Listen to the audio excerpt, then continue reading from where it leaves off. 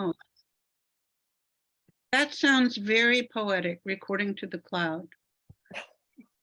So thank you everybody for coming to Moonday pop-up wonderful special amazing reading on Zoom.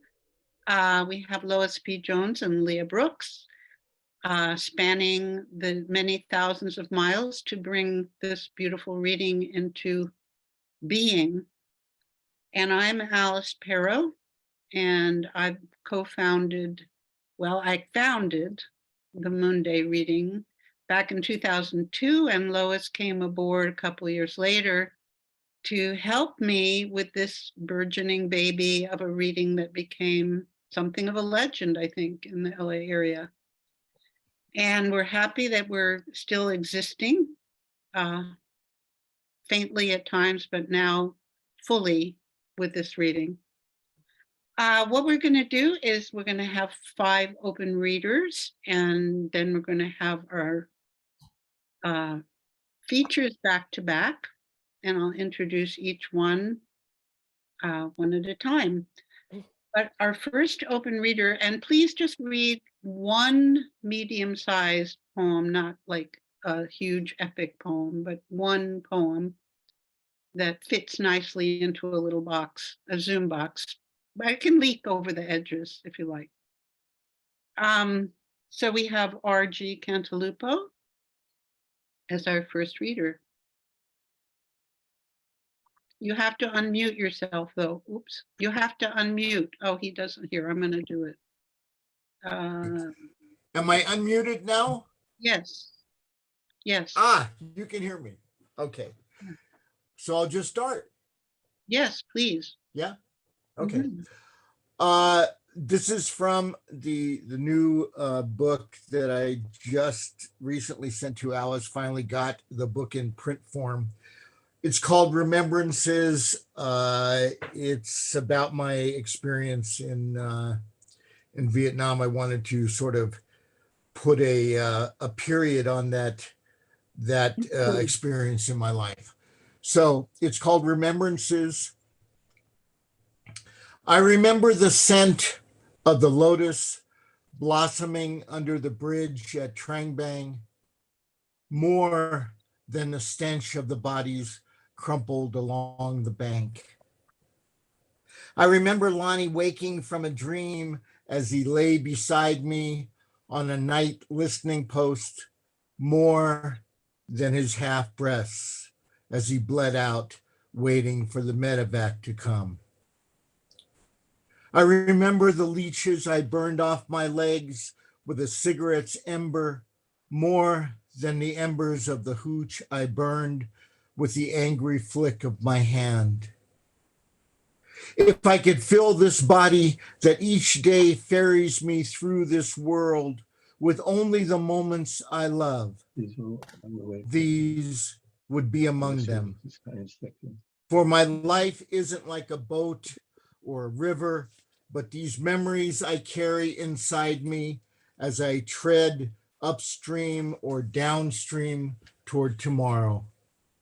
These remembrances I cherish more than the traumatic ones that each day I must endeavor to forget. Thank you. Very moving. R.G. Thank you. That book. Okay, John Isbell.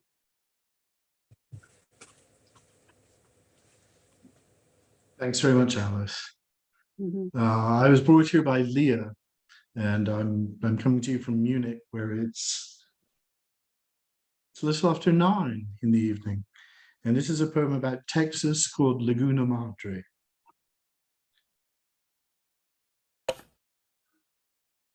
In the Laguna Madre, pelicans flap languid over water, calm as stone. You'd think they'd stumbled in from the Cretaceous to where the pilings mark the shore. It is just about sunset, and the sun is gold, the water's gold, the birds in silhouette are framed in gold. I saw a pelican in London eat a seagull once, The beak, blade-like and pouched, will hold another bird. And yet, the seagulls perch with them upon these 4-foot pilings, scattered on the pier, along the water's edge. The pelicans pay scant attention to them. They arrange their great wings, their great beak, as if the god of pelicans who cursed them were to be taken in stride in angled mockery.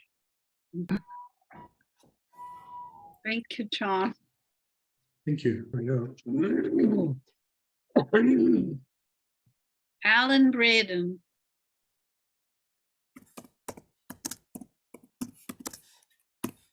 Hey, everybody. Hello.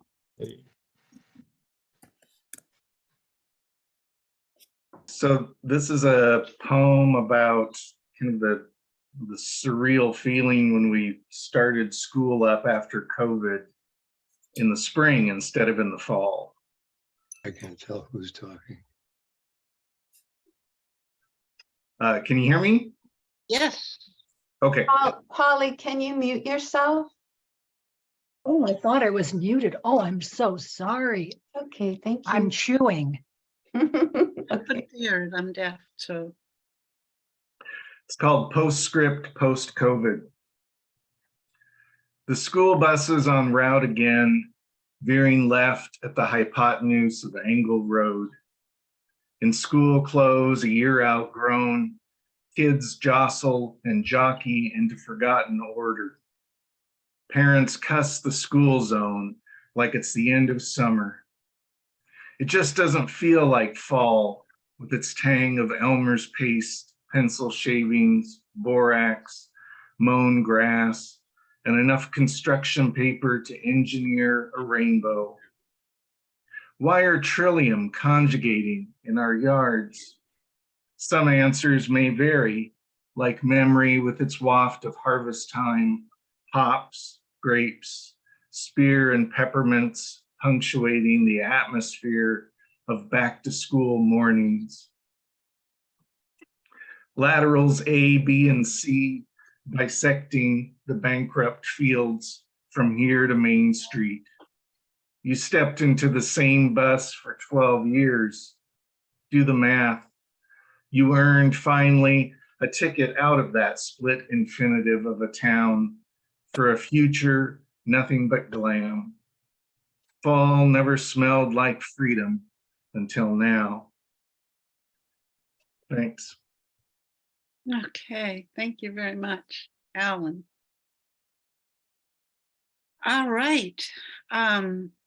Who would like, let's see, Connie, can you read now?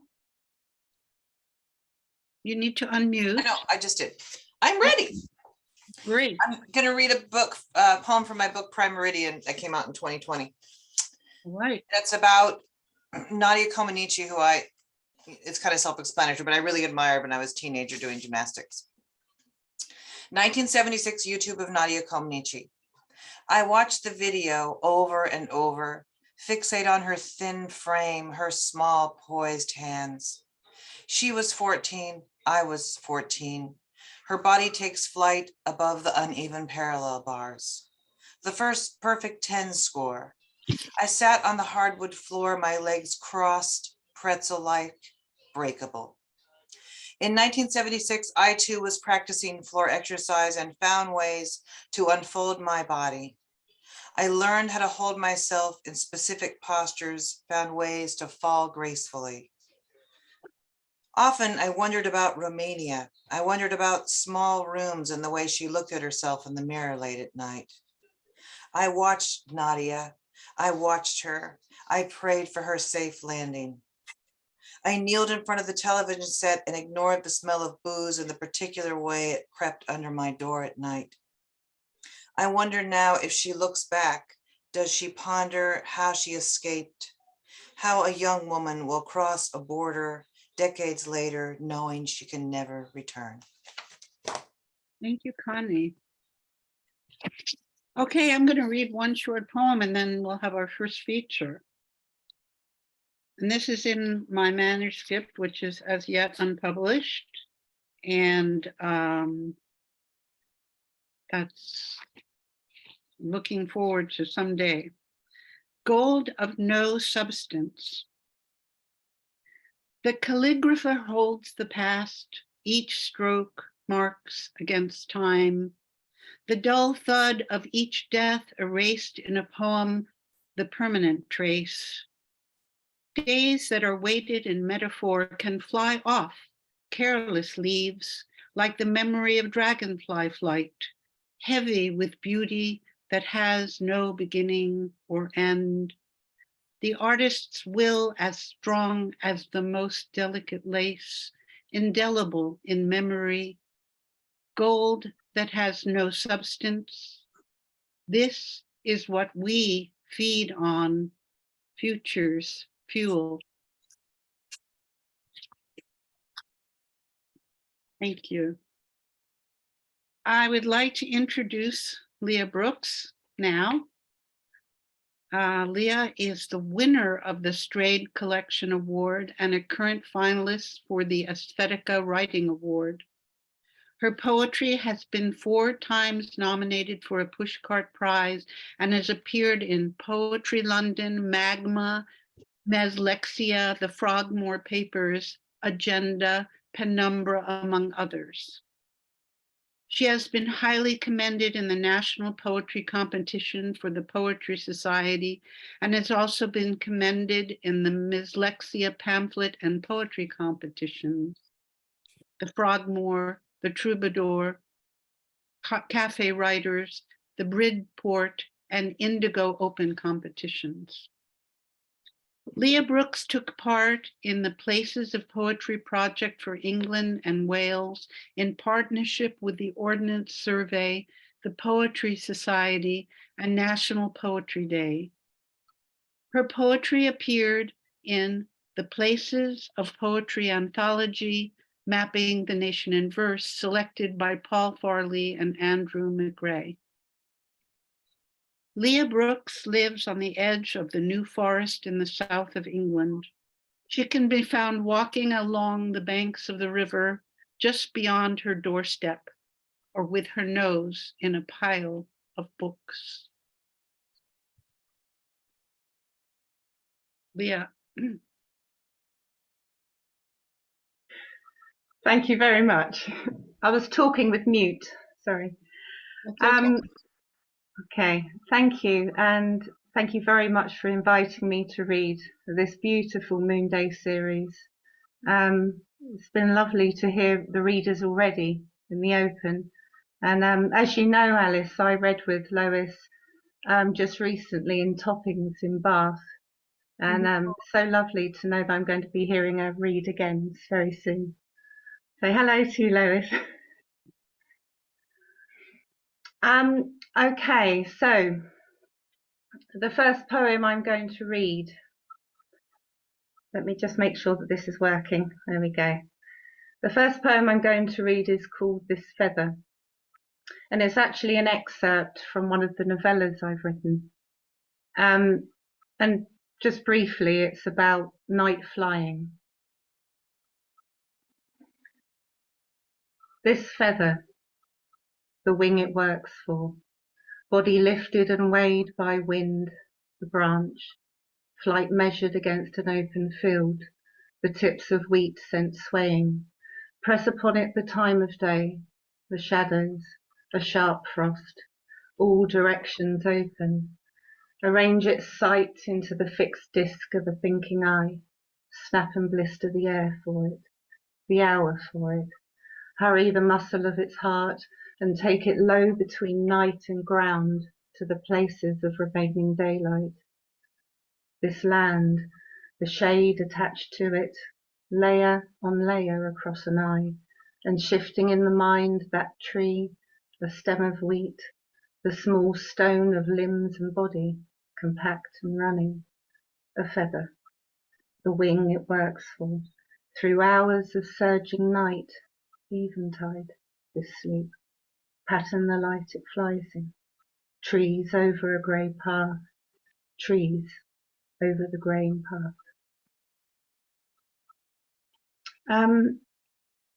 The next poem I'm going to read is, I won't say too much about it, but it is called The Treehouse. And it's about, I suppose, a secret escape. So here we go. Treehouse. An old Bramley takes the weight, shed brought down, built again in the bough, smaller this time and watertight, where the bark greens with moss and beetles run their woody hallways from light and sparrow sharp eyes. The secret in the night, half in the field like the beginnings of escape, branches dropped over the garden fence like poverty, young bitter fruit begging for lips in loose rain, feet through the wet grass, hardly capable of stopping. That's how you wanted it. House shut up in the dark, back door locked from the outside and all the oxide daisies closed. You climbing the ladder into the arms of a wooden room that rocks backwards, forwards, into the world.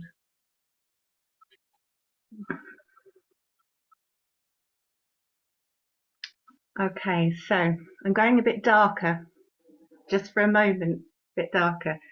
It's the next poem is Stays with the Thought of Swaying, this time not a tree house, but a door. When Heron's Door. When Heron's door swings as if to meet a monster, it is the monster itself, out there in the trees not far from the southern outcrop, like wilderness tamed only by an iron hinge. The wind up, heel loose as if unclipped from its footings, and that wood green creaking sometimes dark blue, replies in the night. I have but to shut my eyes to see it, the light, an old black light thumping towards dawn, stretches through the altering gap. It wasn't long ago that I was up there beyond Hunter's Hill. I'd taken a cattle grid, crossed the heath, walked through oats for a time, and discovered the cabin. One story, the tin roof, a cracked square of window, all half buried in a jacket of ivy, ferns high, and the saplings close. Through the thin gap just shadow, and the cackling woodland at my back. A magpie flung across the clearing. I pushed the door to get the measure of the room within, and met the eyes of the witch, unbearably still, the last of an eel twitching from a sharp mouth, a knot of bird. The neck was all wrong above a muddy cloak held on by a talon, ready for conjuring. The grey head flicked and the worming tail slipped into that crooked throat. I stumbled out of the spell, sent the door fitful in its swaying. It struck into the world like a threat, then back to the room wailing as it went. One moment saw the heron, the monster, the next.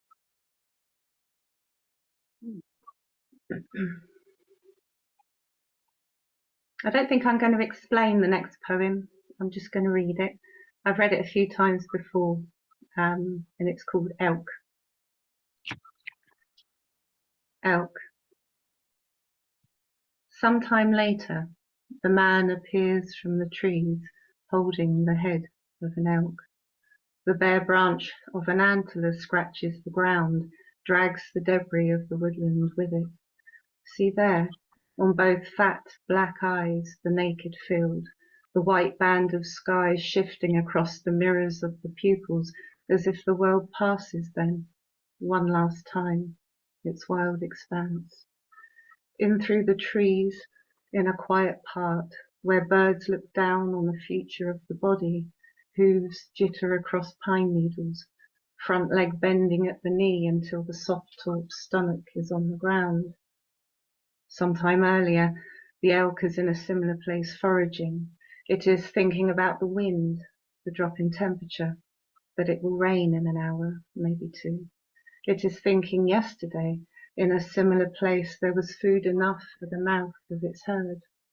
The elk listens then, its head pressed to the wind, hears the hunger calls of calves winding through the darker parts of the wood.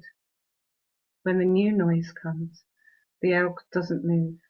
already aware of the difference, the taste in the air, the shift of the broom. The eyes take the shape of the man without flinching. There is no thought about running, no need to wait and look and wait. And this is how it is every time you come home.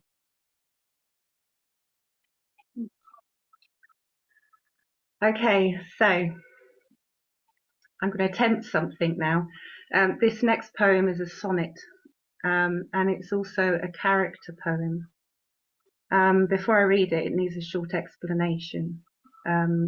My grandmother told me when she was little that her father, which was my great-grandfather, he rented out the backyard to the local circus. So that meant in between shows, elephants were kept in the family's backyard. So I'm going to give this a go. Now, wash day. I be thinking about elephants trundling along the cut when I were right young'un. Up I runs to stairs window, spies 'em in backyard and ginormous in the bright sun with them baggy ears wobbling all about. When they starts their move, I goes tearing down to street and they be coming soon, I shouts. Even old Joe on other side of town said he been heard their mischief when thunder thumping between the houses with their big selves. A right proper spectacle of water. Stays in your mind, it does, like nothing else. Glory bees all wrinkly and full of spouts when you've elephants and 4 buckets out.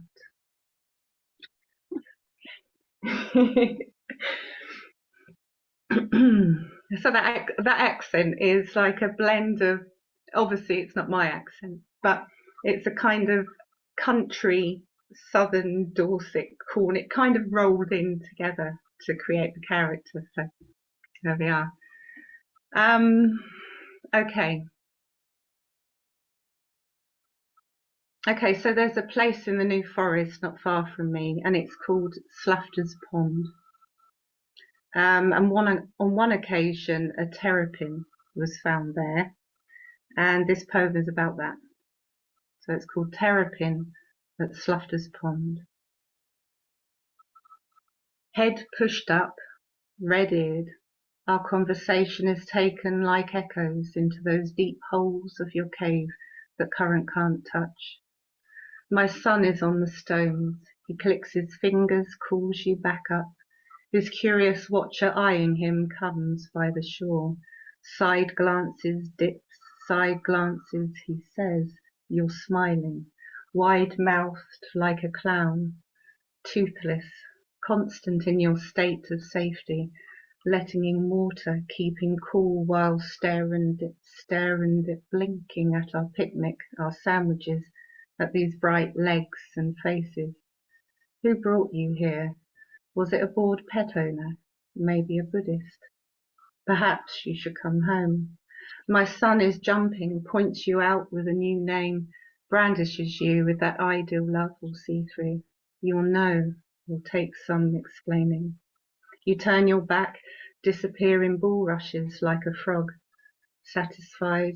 We're nothing extraordinary, nothing worth a longer look.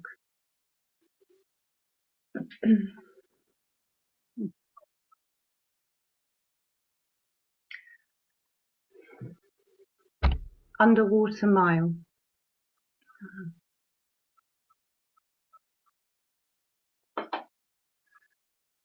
I can swim much further than a mile, but this time when I reach the mouth of the river and taste salt, I need to rest inside a small underwater chamber of tree roots. My father rows out overhead. The cut of the prow slices a wooden line above me. I know the direction off by heart, but he still comes yearly to point the way. This year, I'm finding it harder. My body thrums against the dark, tangled walls until I am close to sleeping. Others swim past clean and quick through the water, gliding over bedrocks. I can't remember swimming like that, but father says it will come back to me. The sea isn't far. I could catch the others, overtake them, Though withered, my muscles are still in the right places. My skin glimmers more than it ever did, so some part of me is rescued. My father thinks I am following, but his boat is far ahead. There was a time I could swim up from the deep like a fish and jump into the air beside him. I'd hear laughter boom out across the air, even as I dropped back into the depths. I jumped again and again for him. Knew I tore silver into the world just beyond his bow. I suck in a bloodworm, blow it back out. Water comes in, passes through my gills in wet, awkward breaths. My fins and tail snap down like shuttering. This chamber, as good a place as any to be human. That's ending.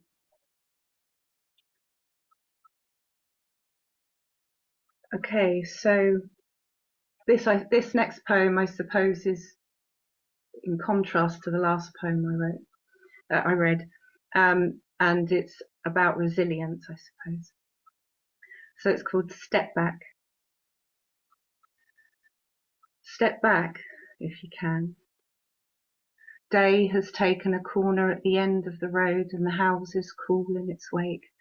The stoic look on the face of each one held to its footings, as if these are necks buried below ground, the bodies somewhere further down in the underneath of the land, as if assuming themselves roots with a knowledge of silent places where all has rotted and become mud.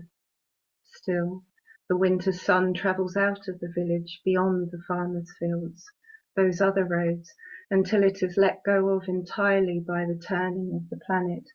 Step back, if you can. This difficult mess of local life is exactly what anyone else might look for. The shout from a window, the cough in an alleyway, the moss he unpicks from the garden wall. Turn the latch into its housing. Here comes what the house brings you, and you will thank it later. It doesn't matter that the rooms are empty, or that 4 hours are spent unmoving in the chair. The seat has carried out its purpose. The jug holds the flowers, the heat cooks the meal. Somehow this place will stand through the night and still stand as day takes a corner at the end of the road. The purpose of an object can be measured. Do nothing and you are still useful. Stop there in the doorway and step back if you can. Okay, so my final poem this evening, or afternoon for some of you, of course. It's a poem about journeying, and as I say, it's the last poem I'm going to read. It's not only the literal journey, but perhaps the journeying of the mind a writer takes, whether that's light or dark. But sometimes it's about making the impossible possible, and it's called Expect. Expect. Expect sea beyond the window, a table and a simple meal, corners of night breathless in Edwardian rooms, children in the corridors 100 years before us. Ask for a slow walk, hills already full mist, wheat flinching in the damp. Say the magpies are in the elms, our mouths only wind and singing. Shalom, my friend. Demand the ruin that sits us down. Friars scattered from the cliff like crows, witch screaming from the keep's burnt flagstones. Fixtures of sky swollen in obligation. Or is it our feet on the stones and October's last shoreline? Regardless, we'll take whatever there is to find and we'll write it out. Of the mile silence, expect this ground, that we walked and loved here, that we crossed this distance. Thank you.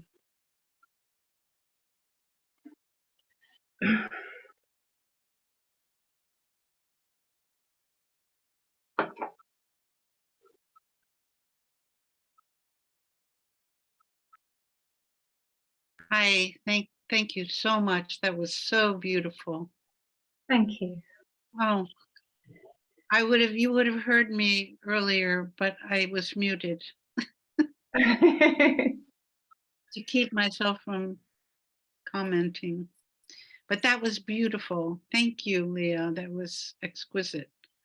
I look forward to more Zoom readings from you. If you do any in England, please put us on the list. Okay. And now we will have our next feature, Lois P. Jones.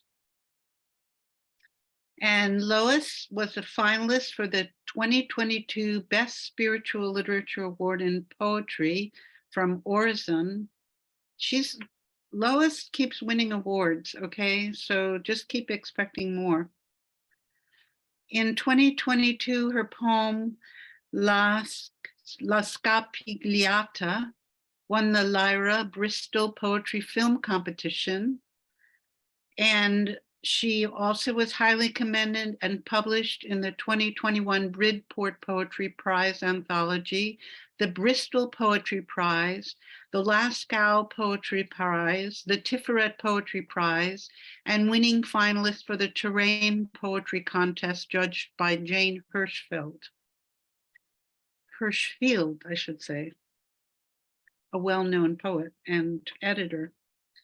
Jones has work published or forthcoming in Academy of American Poets Poem a Day, a very recent and amazing win, Poetry Wales, Plume, Guernica Editions, Valentine Mitchell of London, Verse Daily, and Narrative.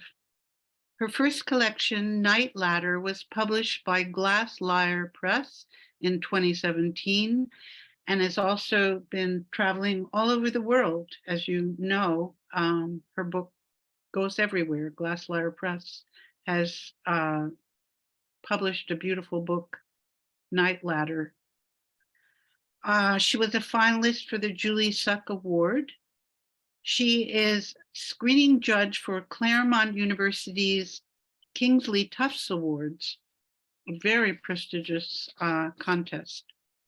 Since 2007, she has been the poetry editor for Kyoto Journal, hosted KPFK's Poets Cafe, and co-produced the Moonday Poetry Series.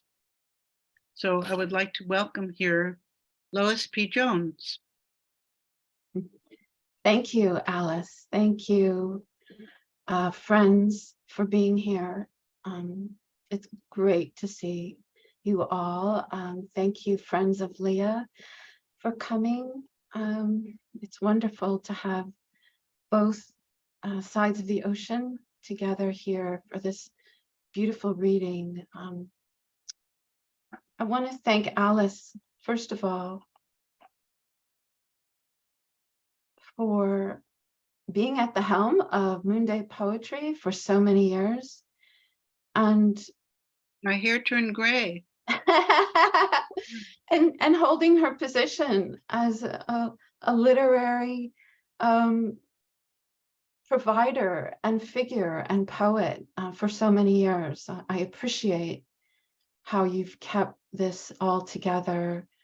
And I couldn't read with you last year, you know, when we finished, but I'm very glad to be here today.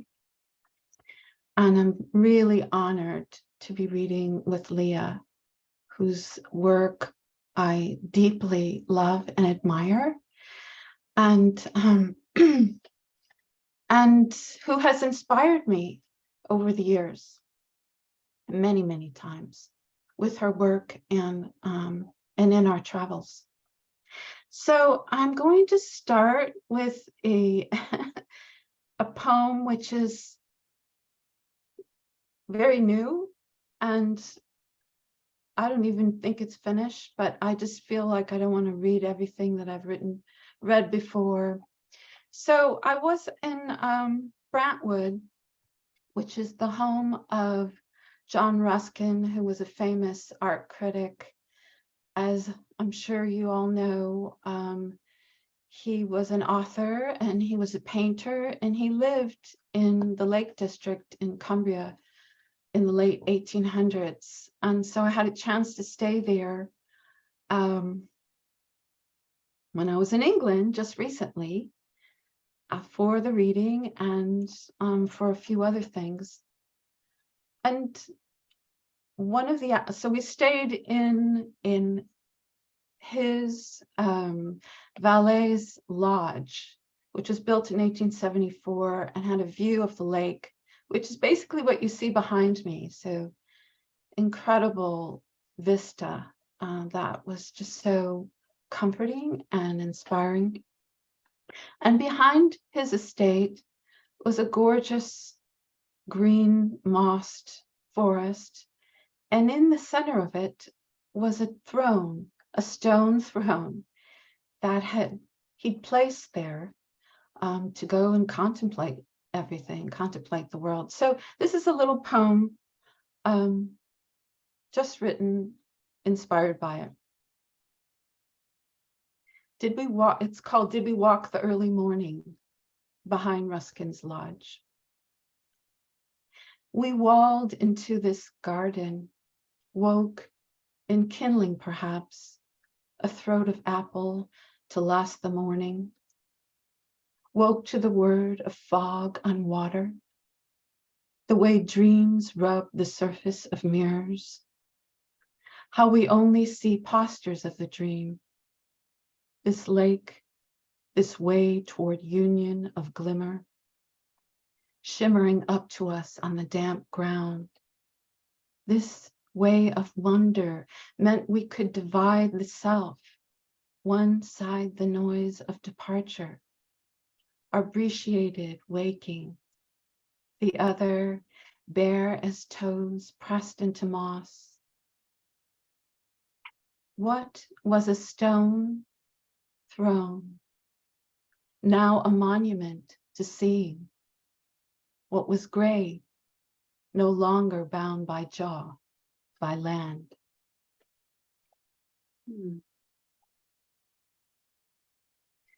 So as some of you know, I've been working on a manuscript inspired by the housekeeper of Rilke, and it's based on her memoir, or I should say inspired by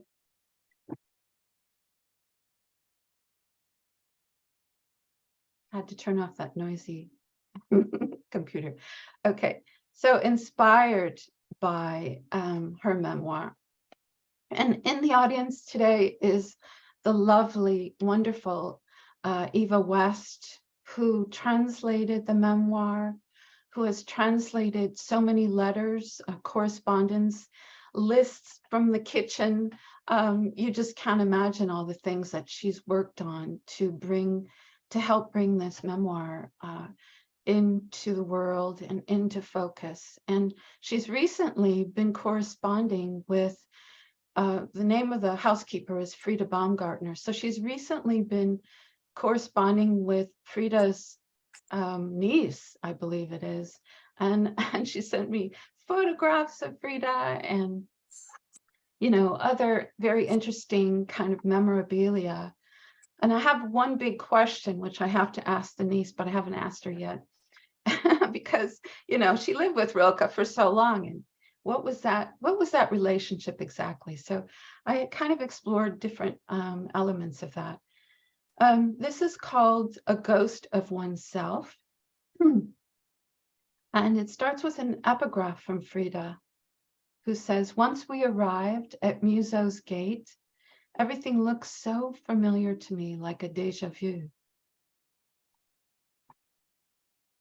Because I have no life, it is easier to remember who I was, though exact names pass from flesh into sunlight, forgotten. What stays belongs to a land's measure, a root system of the soul, a kind of capillary consciousness for the places I thirsted, drank, became. And so to a transpiration, something of me exhaled into the air and revisited, rebreathed. These things fall across my senses like a fingerprint no winter can erode. It is the only way to explain how the birches swayed with returning, a sky as soft and familiar as my blue shift. Why I'm at the foot of the poet's vineyard now, everything flushed with October. I want to empty my mind into this brook as it moves from the glacier so I can see what flows from past into present. I want to want again, to be the poplar's quivering gold, to kneel and feel my bare knees in the late summer burn. A cloud haunts me from its tufted height. It has a woman's eyes. I close mine and remember. Old birch trees, acacias, a courtyard with a bubbling fountain. This land holds me in its hands like a pocket watch. Alice, you might want to mute yourself. It's not, okay, I think that I the think it's Susan. Susan Rogers, isn't it the one? Oh, can you mute her? Yes, I will find Thank her. And you. Okay. I'm glad she can make it. Lives. And she doesn't know what she's doing. She really doesn't have that much experience. And this is called A Stranger's Needs. Another epigraph from Frida, which says, Chateau Musot was extremely primitive. The rooms were comfortable, but there was no electricity and no running water in the house. In the beginning, I knew nothing, not of the steel pots that required constant scrubbing, or the way to press a shirt of linen, wait for the iron to smell like burnt leaves on an October morning. Not of how to bathe in a castle without plumbing, cotton cloth dipped in an icy pail of water, a dab of lavender soap to scent the skin. Nothing of how to undress by paraffin lamp in the cold knot of December, or the desires of a body at 26, all of me rising into the belly. I had to learn to live in silence. He wanted another Lenny, a woman who walked like a cat by moonlight and understood his needs with a single look. How could I find my way to a man who has no man? Sometimes I would say to the mirror, this is not the life you promised. Sometimes I would say to the bed, someone will carry me like a candle to their chapel. Okay, I think, since you've all waited so long, I may just go ahead and skip a poem or two here.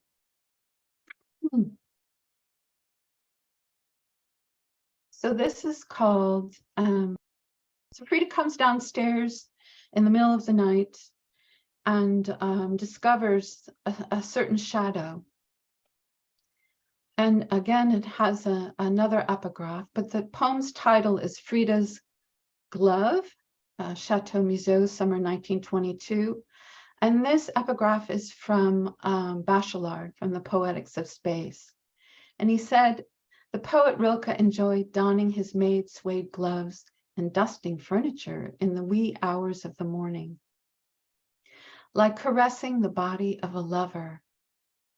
After this, he said, there's nothing that you do not know. There was a candle burning inside my brow. I could not pinch its flame, so I crept out of the fevered bed to the forest of our floors and their green against my feet. There was a shadow near the window, then just a hand at first, moving up the velvet drapes, independent as a whistle from nowhere.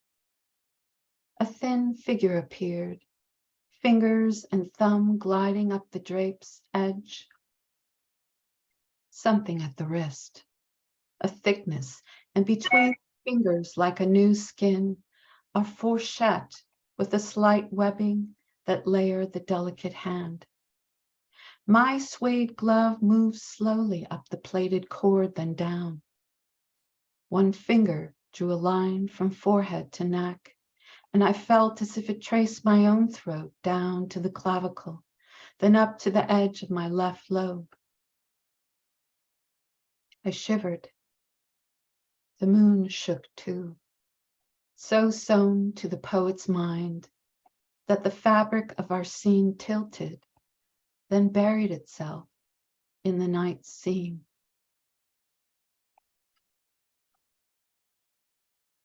Another poem by Frida. This is called Only the Moon Holds Her Exits and Entrances. I don't believe what my body says.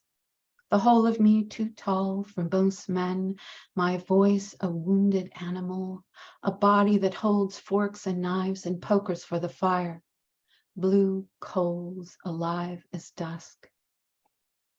I don't believe its cries and moans and cracks of thunder hushed between the lips. If an orchid transforms from hard bulb by the grace of rain and light, let it find flowering in the moist ground of your silence. Let it bloom not from photosynthesis, but desire. And let this body enter holding love under the tongue, its sublingual light, a faint disk against the shift to rose, dissolving and lighting this throat. Let the body be the beautiful dark butterfly coming expressly toward you from the dimly shining windows in a ballroom of guests. Let me slip between the cracks of your closed door to be touched the way the butterfly holds your finger, landing soft as sorrow, as rain. So I have two more poems. So Frida's been there for a while, and she's running the show.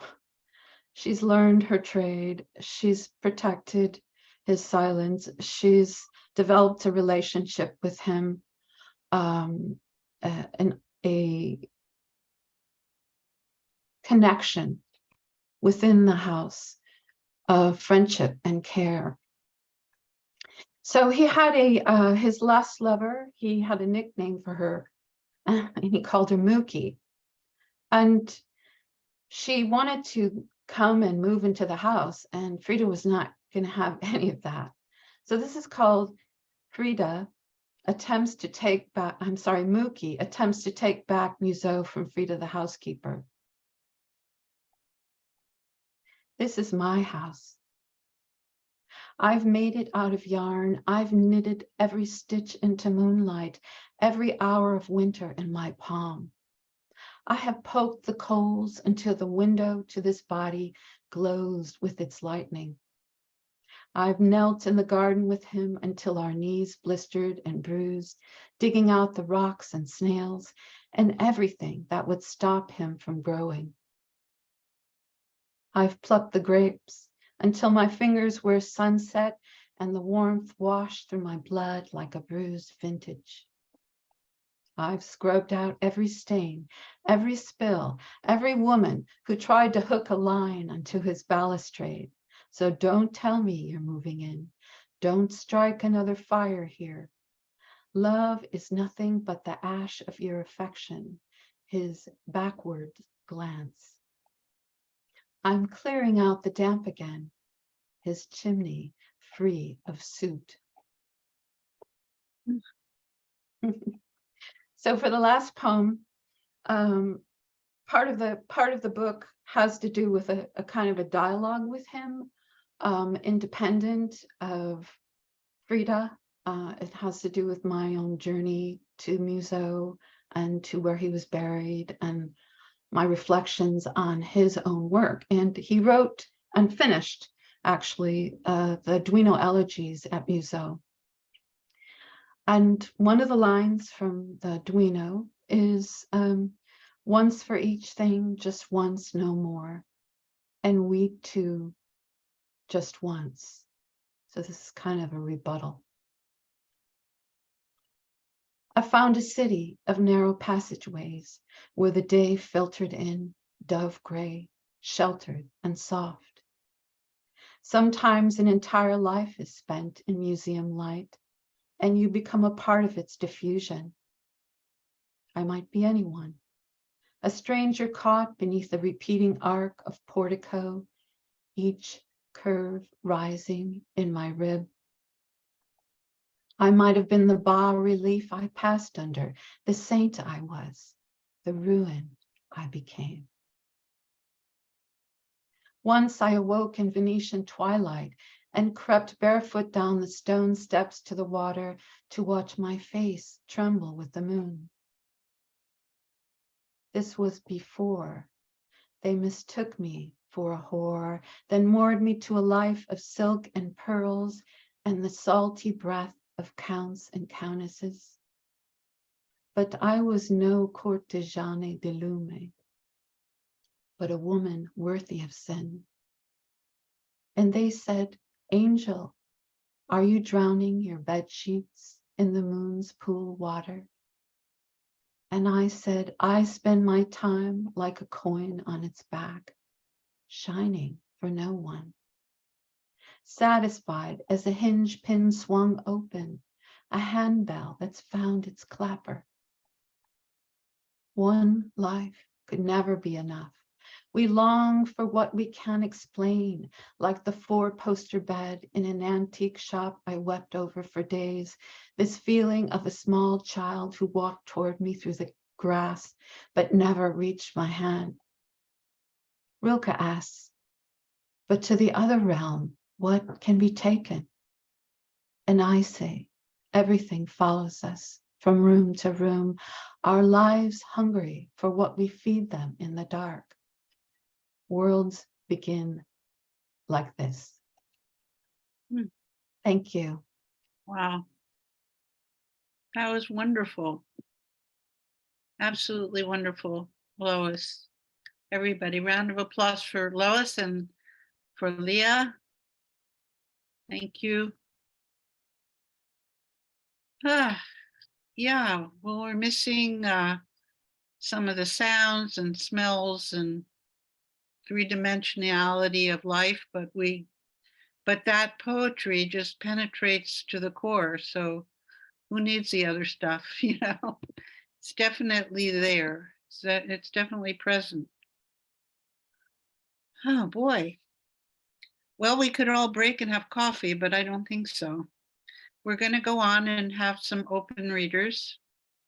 And I hope you can hear me. Can you all hear me? You're all muted now. You can unmute. We can hear you. Yes. Okay, yeah, it's a strange transfer from picture to picture. So we will have some open readers. Also, please take time to read the wonderful comments in the chat. You guys who can multitask are writing comments and listening at the same time. That's amazing. And I'd like everyone to read those so that, and especially the features. Right now we have Judith Terzi to read a poem. Judith? I'm here. Yes. Okay, Judith. Yeah. Hang on.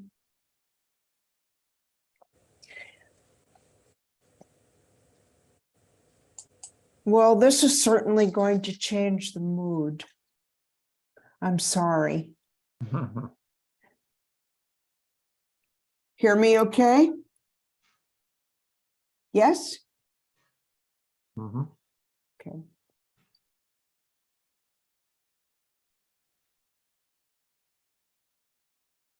Why are you on? And oh, okay. 80th. This is a sonnet. The eye hardly ever leaves my neck, a charm to ward off malediction. Gold Hamzas, hands of Fatima, dangle from my ears. I've named my bird Grigri, a talisman. I save his feathers in silver goblets on the mantle, on straw and winter hats, in robes. Some say if you find a pluma, and angels hovering nearby, I close my eyes, make a wish. My bird knocks glass with his beak, waits for a treat from the plume fairy. The flame is gone, but nothing has changed. Why did I remove the eye to scrub my neck? Now a vulture has landed on the chimney cap. What brouhaha! I spit 3 times. Tfu, tfu, tfu. Slice through cream cheese icing on the mystery cake. Thank you. Thank you, Judith. Always love to hear you read. Thank you. Our next reader is Polly Dutton. Are you there? I'm here. Yes, we could hear you. And Dick, too, right? yes, Okay. this poem was actually nominated for Best Spiritual Poetry for Horizon. Also, but no, I wasn't a finalist. I was just nominated. I don't think it's really spiritual, but I got nominated for something, so that feels good. While teaching line dancing at a senior center, someone accuses me of always being happy. But who isn't happy dancing? When I read a book where their hero gives his life away out of love, I cry for 3 days.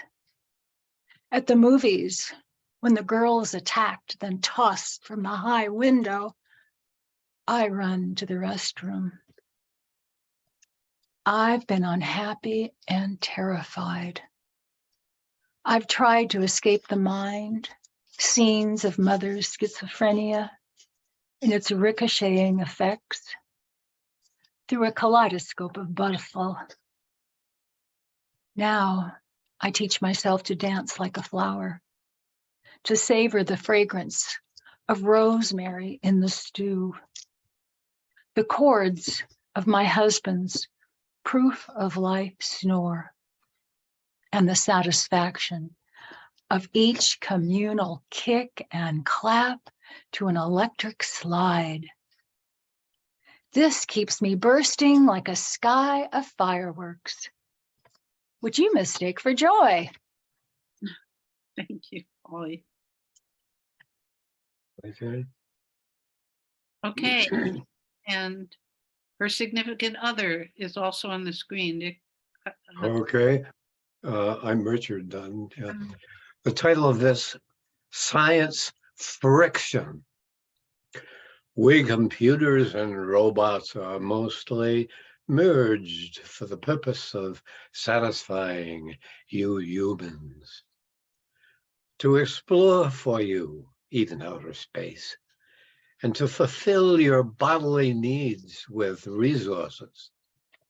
In a way, you humans are in zoos and labs. We feed you, entertain you, and serve you with brain and body implants, electrical and DNA for senses and hierarchical needs. You are provided robot companions, which duplicate human shapes and functions as nannies, teachers, even robot babies for those of you who want to try it out. But most humans potato the couch. They don't mix with a few actors, so population is lower, which helps balance resources. Are we making it too easy for you humans? Now you are not motivated. One thought is to get you humans to agree to go back to the pre-robot stage. Biological humans were created by God.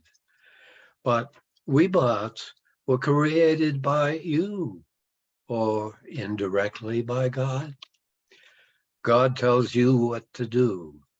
And as we have trouble protecting the future, may we bots be connected to God? Okay. Thank you. Okay, Richard, thank you. Our next reader is Cindy Wren. Hello, everyone. So I am working on Letters Under Rock Book 2 with Bori Thatch and David Bethel. And this is a poem from that. Muddy Thoughts. Firebird descends through foggy mist, called to the garden built during the Ming Dynasty. Dragons chase pearls in China. Gentle splash, mud oozes. She is flame in the pink lotus garden. Each blooms for 2 days. Petals open like the heart. Ageless, exotic. She seeks strength in the ancient silence passed down. Shallow pond wide and peaceful. Willow and bamboo. Mandarin ducks in the distance. Floral scents drift along winding Zuchao paths. Golden carp slips by, hides, reminder of her son. Later full moon rises, ghostly glow as buds close. Stellar winds, green shooting star of rebirth flashes nearby. She thinks about water dragon, guardian of their child. She ruffles her feathers and shudders. One eye open, one eye closed. Mud churns as she desires to believe her liquid lover can help Fish Boy discover who he is, find meaning in the sunlight. Thank you. Thank you. Lovely. All right. Cathabella.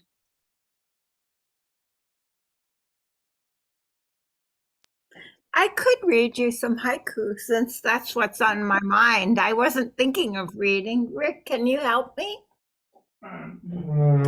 These... He wasn't thinking of it either, but here we go. Wait.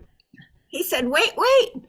So it's so wonderful to be here with all of you. I especially was so wanting to hear Lois and Lia. It's just wonderful to be together with both of you at the same time, and so long since I've seen Lois. So here are just some new thoughts. These are all new. And this is Rick playing a Persian ney. How deep the pink, above, below, silk floss. Something like the squirrel's tail. My signature. It's just me. Water sprite. Water sprite in the rain. Tiptoes. Tinsel key. To tinsel sky. Our lucky stars hang over a dark lake. Flooded bridge. We stop and listen to the rain.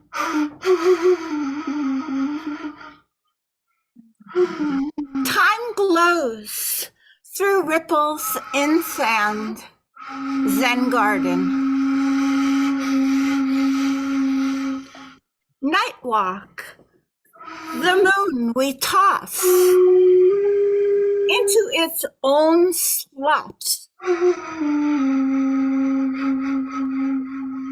And finally, winter rose. Why hold back what's left to say? Wonderful. Show them your flute quickly. All right. It has a face. That's very pretty. All right, Bill, are you still there? Bill Daly, do you have anything? Or is he gone? I can't tell. No, I'm here, Alice. Oh, okay. Can you read something? Sure. Thank you. For old time's sake, Moonday? Yep, just for old time's sake. So we featured This is a poem from my new book, The New Gods, by Beltway Editions, beautiful. Maryland and Washington, D.C., and came out September 15th. The poem Origin was partly inspired by a painting by the visual artist Anne Raglan Bounds. And I'm reading it now because it's been on my mind. My good friend, the fabulous painter, visual artist, Galen Garwood, is turning it into a video. Images, the poem, and music. Origin. Long ago, you and I struggled to be born among the standing stones. Underground fire, mineral rain, furrows of imagination yellowed by the sun. Our immobile blood burned blue, even as the wind shaped our serene incarnation. We deciphered the doors of the earth, found the one to open on who we would become. Our still closed eyes strive to name oneness, to behold the mystery of our bodies, falling in a rage of flame, in the rhythms and textures of our appetites. We tuned ourselves to sow and reap, shepherd and slaughter, to be true to many selves and the singularity from which we came. Forging weapons that turn night to day, we meditated on the clouds, littered with the psalms of migrating birds. We mourned the wild horses, the range stripped of native forage. The prayer wheel spun us at our core as we labored to learn that how we live is what we leave behind. Returning to the solace of not seeking, we need no face or syllable or seed as we come to know in our hearts what we cannot know any other way. Thank you. Thank you so much. It's beautiful. Thank you. Okay, Susan Rogers. Is she there? Susan? Unmute. I'm here, but I'm kind of in a challenged mode because I'm not with my, it's kind of a little hard for me to access anything. So I'm enjoying listening. Okay, I thought you were going to read but that's fine if you can't. I had Marlene Hitt with us, but I can't find her. I can't see her on the screen. Marlene, can you hear me?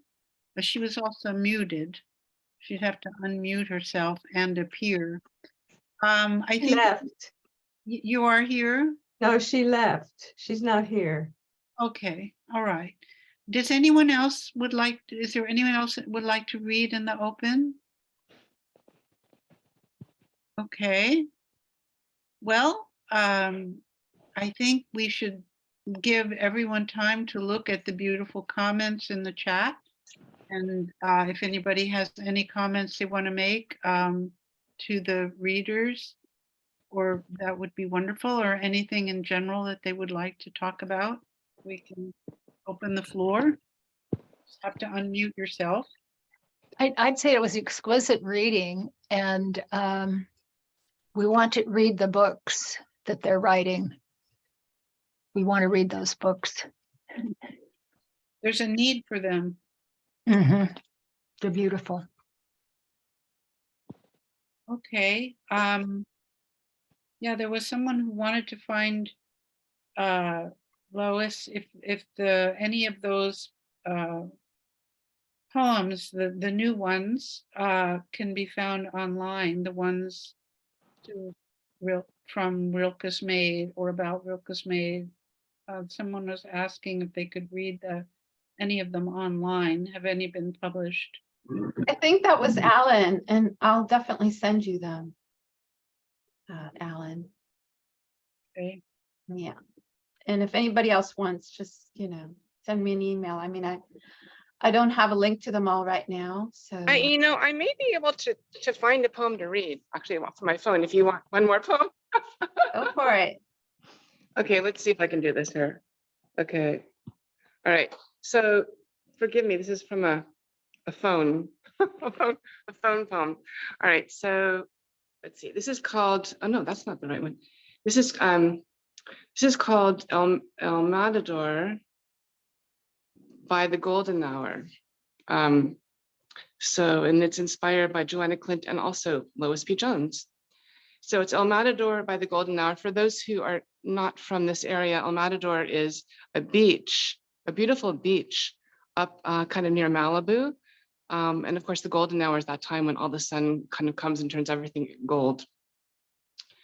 El Matador, the Golden Hour, comes chord by chord in canticles, sings, be opera, be here, only here, don't face shadow, come from the chemistry of fleeting ebullient hours, wild with photons, gather silk, surrender to passage, to the silt of tide pools, the open now, becoming later. Come to the high point at the beginning of descent on a February filled with a filigree of gold, backlit branches reaching into gospel, into Mayan blue. Offer only what no longer serves to this feast of sky sylphs. Lift yourself in every way.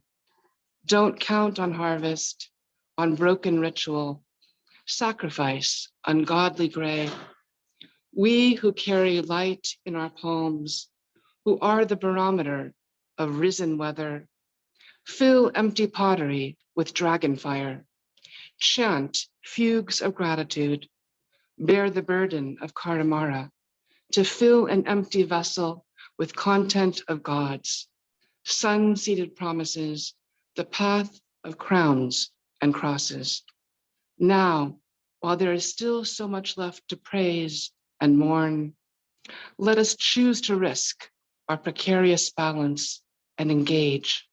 Seabirds gathering on giant rocks, this afternoon at dazzle, white wings edged in light. Thank you. That was beautiful. Okay, I think this was an amazing reading, and I have the recording, and hopefully we can get it up on YouTube if you want to see anything again or tell your friends about the reading. And I'm going to say, unless anyone has anything else they want to say. Yes? No? Okay. I think we should unmute and clap for our features Everybody unmute and clap for the features. and each other.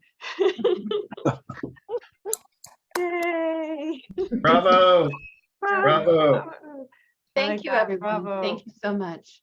Yes, hearts, love. Thank you.